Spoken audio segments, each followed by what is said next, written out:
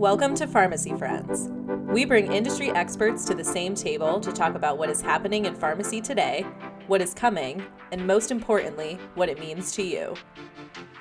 A hot topic in the healthcare industry is chronic weight management and glucagon-like peptide-1 agonists, better known as GLP-1s. In this last segment of our two-part episode, our experts discuss Prime's analysis of real-world integrated pharmacy and medical claims data. So I think we've seen through this discussion that there's a need to ensure access to GLP-1s for the right individuals. Yes, these medications are very effective, but I don't think we can confuse or basically state that because they're very effective, that we can assume there's total cost of care improvements. We want to do everything that we can to ensure people stay on therapy, but knowing that if they don't, then we've got this problem of waste as well. Hosting today's episode, The Skinny on GLP-1s, is Maryam Tabatabai, Vice President for Clinical Information. Joining her are two experts and industry veterans, David Lassen, a clinical pharmacist and Prime MRX's Chief Clinical Officer, who has strategic oversight of clinical services and support for our customers, and Pat Gleason, a peer-reviewed author and Assistant Vice President of the Prime MRX Health Outcomes Team, which performs deep dives and research into the latest industry trends. They chat about how recent real-world data shows low adherence and increased costs in the first year of people using GLP-1s for weight loss, and how they hope to see additional data to refine our guidance to help people achieve the best and most affordable outcomes. So in our last podcast, I talked with Olivia Payne and Carol Kurzik about drug information and pipeline for GLP-1s in obesity. And I'm super excited to continue our dialogue on this important topic with focus on real-world evidence and management strategies. So let's dive in. Hello and welcome to Pharmacy Friends podcast. I'm Maryam Tabatabai, your podcast host. I'm grateful to have David Lassen and Pat Gleason join me today. Good morning, gentlemen. Hey, good morning, Maryam.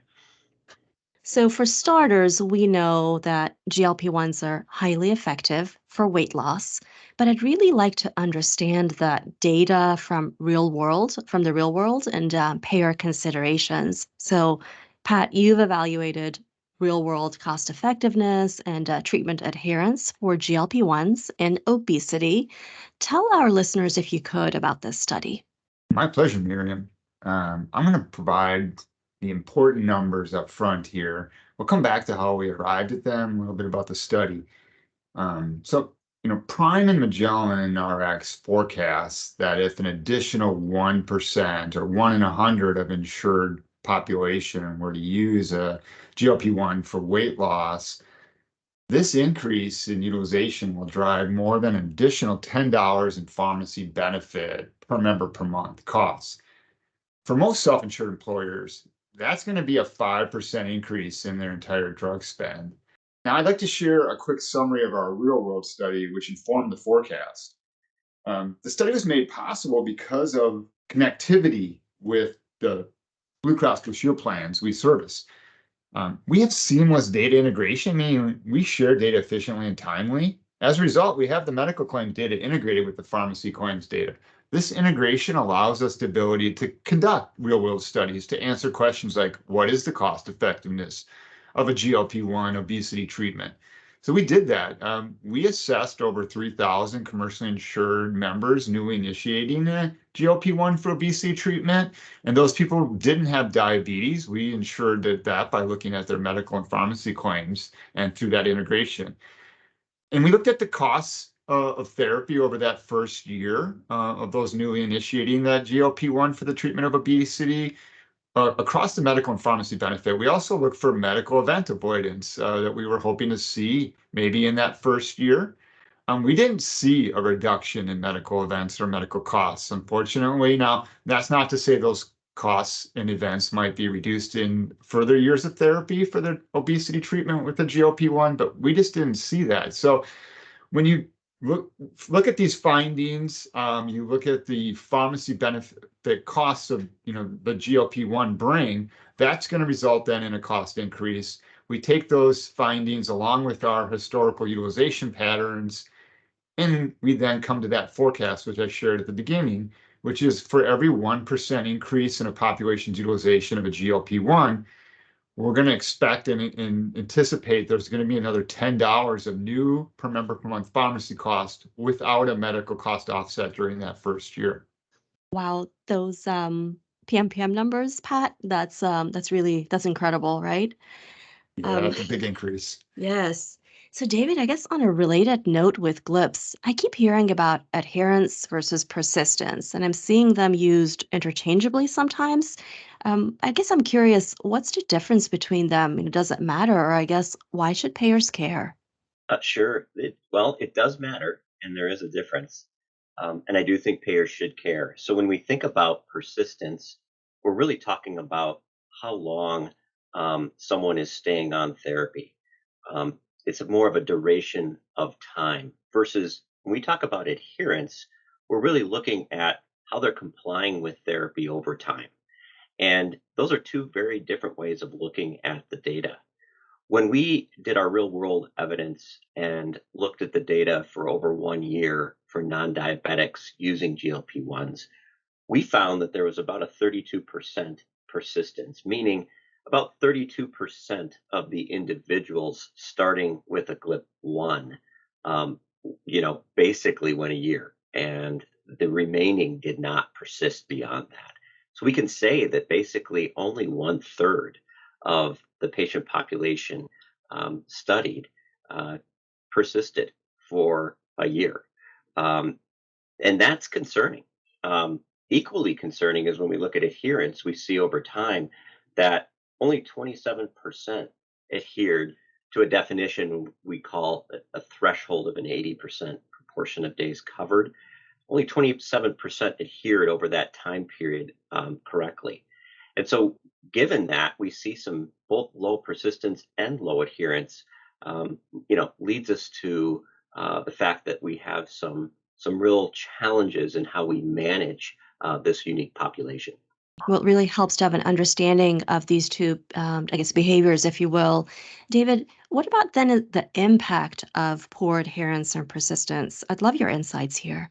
Sure. Well, we are starting to see more and more data that's shedding light on this. I love the term I've heard called there's a chronicity of obesity, which really kind of, I think, implies, we need to think about the treatment of obesity and weight loss as a lifelong therapy. And one of the studies I think worth mentioning here was done even as recent as 2022, came out in the Journal of Diabetes.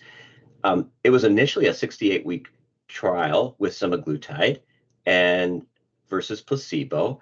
And in that initial 68-week period, we saw what we would expect: significant weight loss, over 17% in the treatment arm. But then they did something interesting. After 68 weeks, the treatment arm discontinued therapy, and they followed them for another year, upwards to a total of 2.5 years, 120 weeks. What they found was very intriguing. They regained the majority of weight. 2/3 of them regained the majority of weight within a year. I think even more concerning is that the majority of cardiometabolic improvements made during that first 68 weeks uh, basically went back and reverted towards baseline in over 2/3 of that population. So I think the conclusion here is we should assume, and I think it's safe to assume, that as we think about the making investments with GLP-1s for weight loss, it matters how we help individuals succeed and manage therapy. And without that, I think the question of waste comes into play, which is a real concern that we have as we think about how best to help individuals achieve the outcomes that are going to be most helpful for them. So that makes me, think about the duration of therapy more, with these drugs. And Pat, so based on what David just shared, it makes me wonder how long would patients need to take GLPs to receive benefit? That's a great question, Miriam. I want to hit on the waste piece too, as David just pointed out. Um, we know from our real world data that only 1/3 of people are still on therapy at the end of a year who newly initiate their GLP-1 for weight loss and don't have diabetes. So that 2/3 of folks that didn't make it through the first year, we're going to consider that wasted therapy. They didn't get a benefit of weight loss if they're not still on the drug. And as David pointed out, 2/3 of them are going to return to their original weight. So we look at that as substantial waste in that only 1 in 3 are still on therapy receiving benefit. And to your point of like, how long does it take to see the benefit? Well, we know from our real world study we just completed, we're not seeing it in the first year. We're just not seeing event reduction. And those events and things we're trying to avoid, they're primarily cardiovascular, heart-related, strokes in your periphery of your blood vessels, in your lower limbs, trying to avoid the damage done by being overweight, and being overweight that comes also with the potential for developing diabetes. So those are the real two value propositions with weight loss that we look at and have looked at. And there's a new study out called the SELECT study published in November, a nice randomized controlled trial published in the New England Journal of Medicine, run by the manufacturer Wegovy, Novo Nordisk of the Wegovy products. So these people that they analyzed, studied, were individuals over 45. They were overweight. They had pre-existing cardiovascular disease without diabetes. They were on therapy for 3+ years, and there was an event reduction in cardiovascular, heart disease, strokes events, which is great news. It is a number of reduction that sounds good as a 20% relative risk. When you look at the absolute risk reduction, it's a small number. It's 1.5%.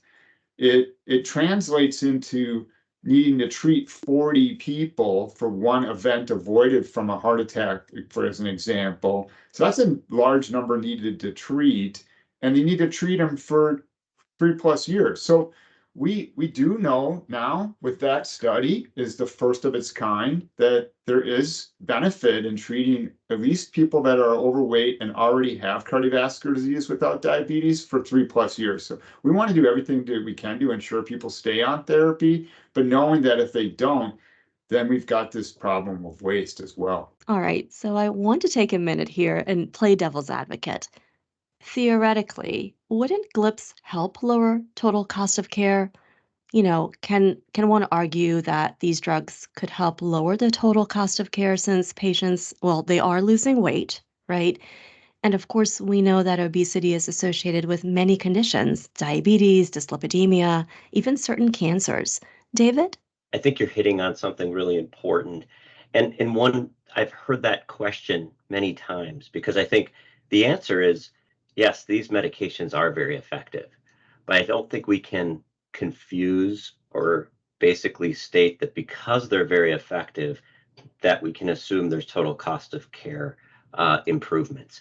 We know for a fact that they lower weight, and we know that they can be used in a way to do that very effectively.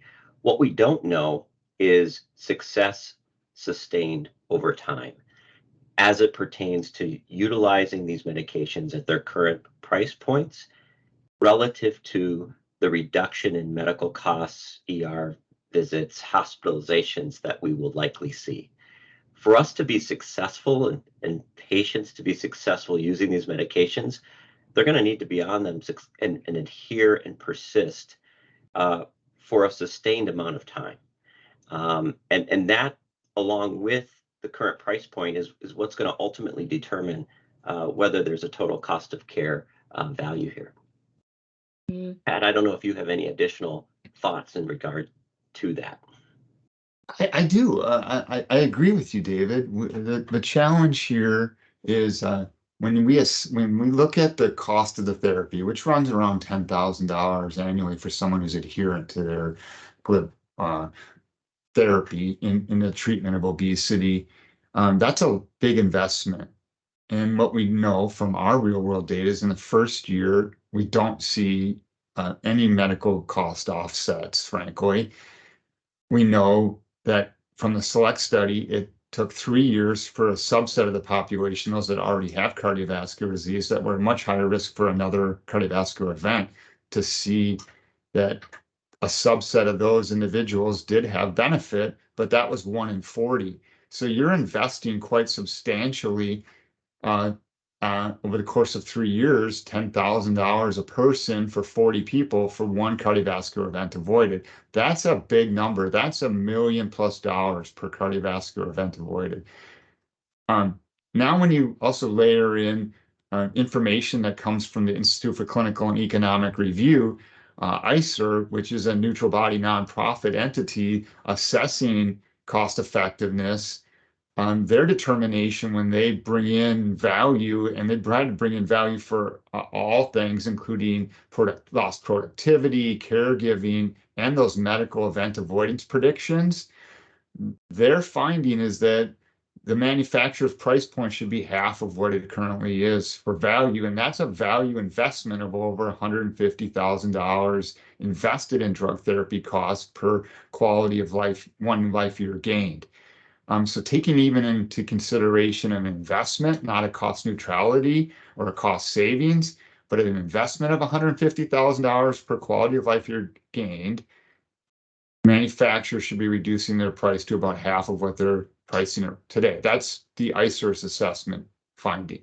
So taking that and rolling it all up, all that information, right where we stand today is that we don't really know that there's a cost savings value here in the out years. We do know that in the first year of therapy, we cannot say that there's cost avoidance.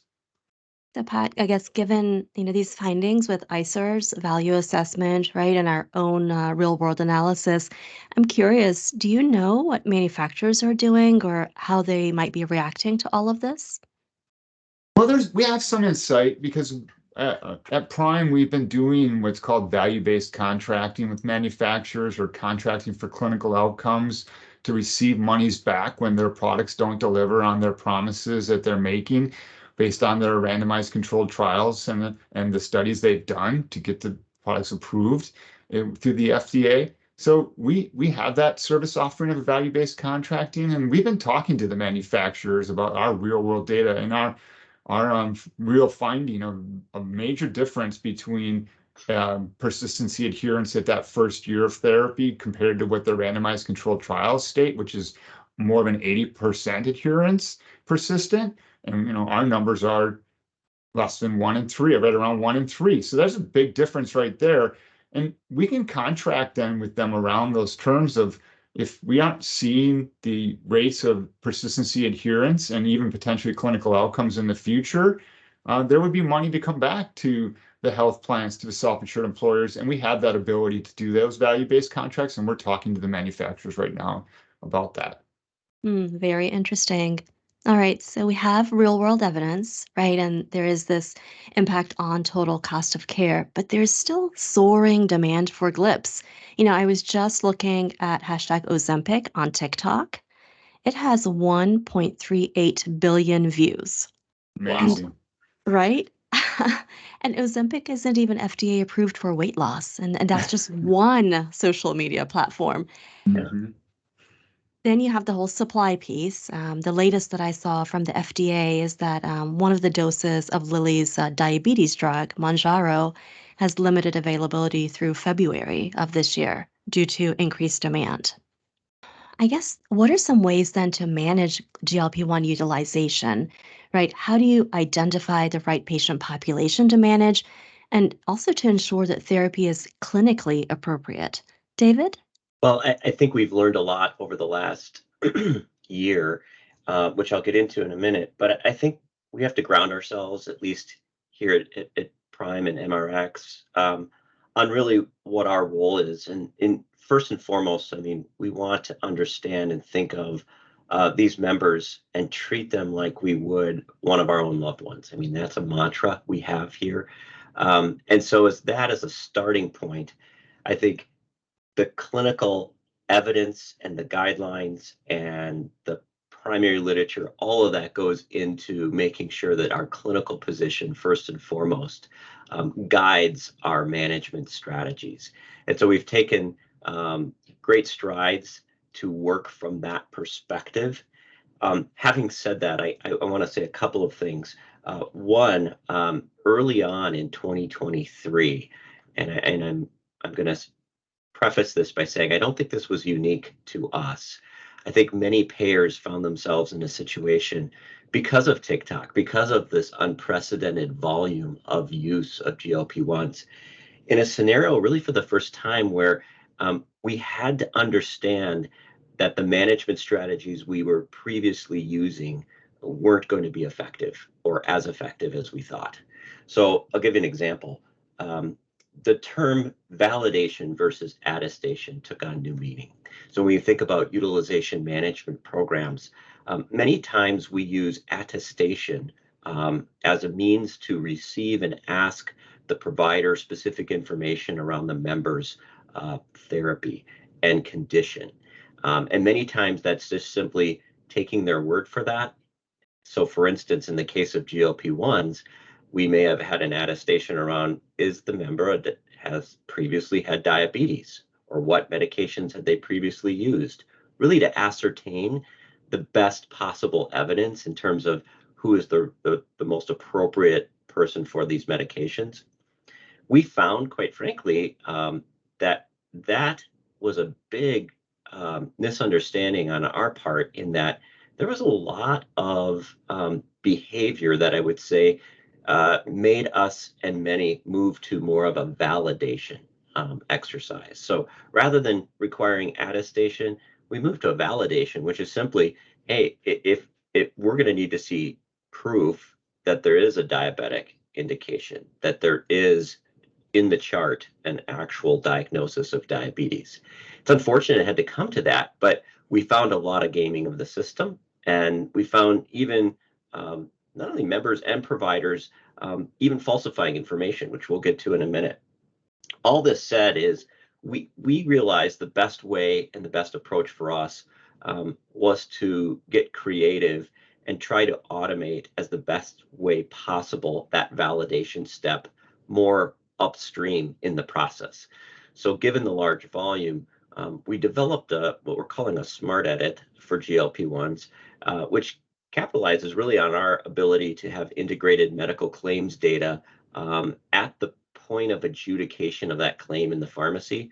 So we can do things like validate diagnosis of diabetes, past claim utilization, and thereby provide access and coverage for a prior authorization right there at the point of sale. What that does then, and what we found in doing this, is it really decreases that friction of having members having to come through a prior authorization process downstream.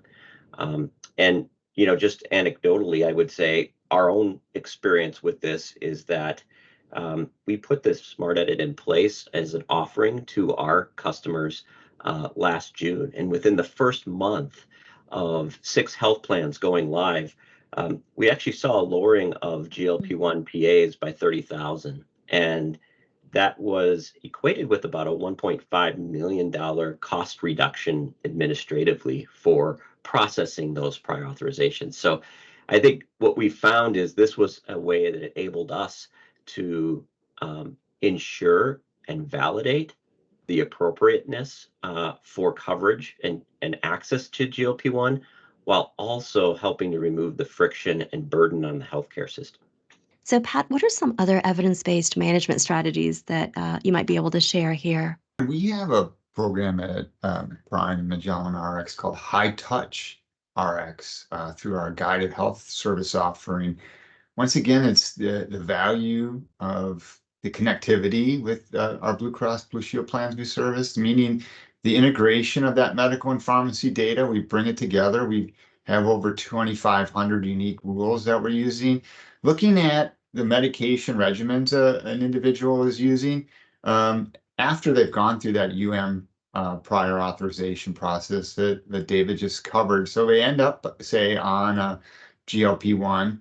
We're providing constant surveillance of that drug therapy regimen now. And we're looking to ensure that the medication is used appropriately for clinical outcomes and cost effectiveness, optimized Our rules, like I say, are running on a weekly basis of the integrated medical and pharmacy data, specifically when it comes to the GLP-1s to treat diabetes as well as obesity and weight loss. There's concern that and we've seen it, in a duplicate therapy may occur, meaning someone may be on two different GLP-1 products, or even the same drug, semaglutide, which is what is in Ozempic and also in Wegovy.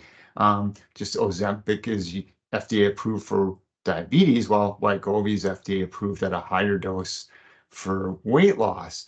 But we've seen occur due to shortages in the marketplace due to that super high demand over the last year plus, is that someone may start out on Wegovy and appropriately. They've been through the PA process, and our high touch RX surveillance now sees that they have a Wegovy prescription they've filled, and we paid the claim. They now have an Ozempic.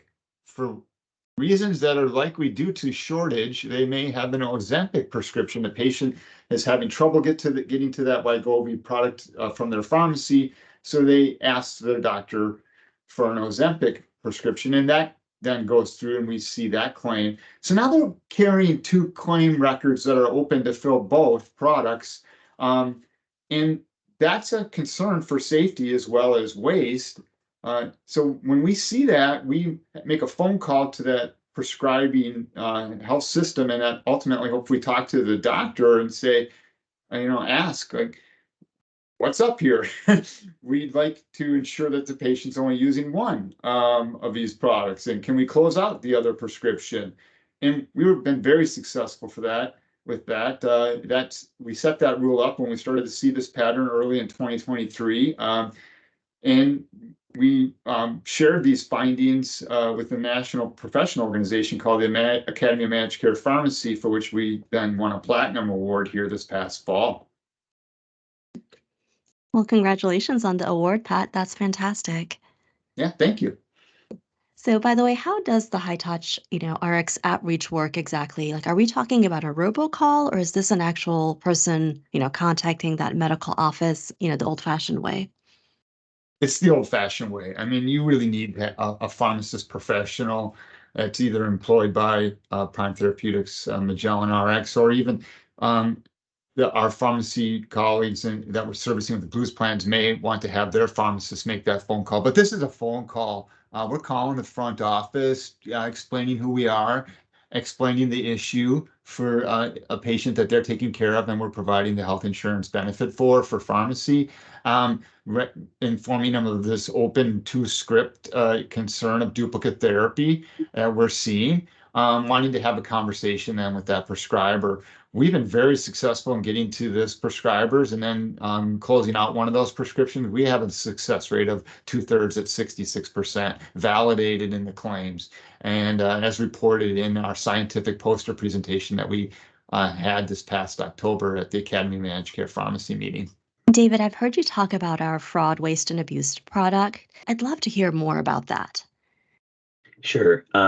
I mean, this was key to the last year of what we've seen from utilization of GLP-1 medications. So our core advanced and advanced fraud, waste, and abuse product is really designed to provide surveillance and active monitoring for, in this case, GLP-1 medications, using really advanced analytics, again, reliant upon, as you've heard throughout the course of this podcast, kind of the medical and pharmacy claim debt integration, and really looking for those scenarios where there would be, fraudulent behavior from a pharmacy and predominantly prescriber basis. And it's there where we will actively engage with our own special investigation unit and those of our clients, typically health plans, where with their own special investigation units, we will collaborate and do investigations. I think the takeaway here is that we saw a significant amount of fraudulent behavior. As you might imagine, a lot of it was more centered around the telehealth provider community. And so with our ability to target, we've worked with really up towards to the top 50 providers looking at on the basis of potential fraudulent behavior. And of those, a subset were definitely, we did a special investigation that led to, an overall change in direction and or network availability. That's really interesting, David. Do you have an example by chance that you can share with our listeners? Yeah, I think that, if we had our fraud, waste, and abuse team here today, they could probably just start going through a lot of really interesting examples. I think Hmm. one that stands out to me is really this theme of, when we think about the difference between attesting versus validating some of the information from our members. We have seen through retrospective review and concurrent review of those prior authorizations, falsified information in submission.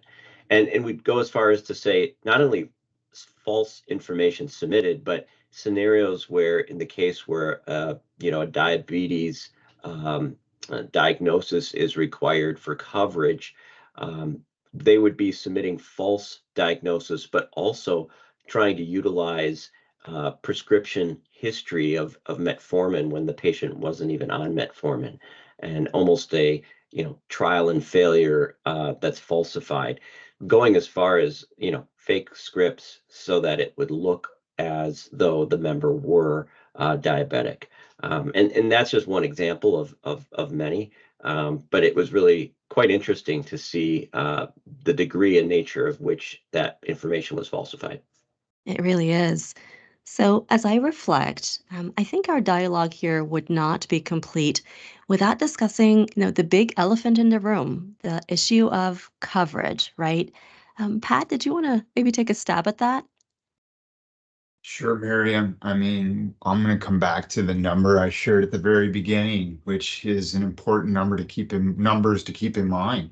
And that is for every 1% of the population who's treated with a GLP-1 for weight loss, you can expect another $10 in PMPM. That isn't just weight loss, I should say. I mean, that would just be 1% of the population. We know that there's continued use and appropriate use, and we want people to use GLP-1s for diabetes, in that they are really good products for the treatment of diabetes.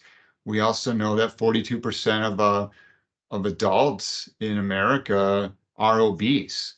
That's 4 out of 10. If all those are treated, the affordability of our benefit uh, is lost. I mean, premiums would need to increase multifold.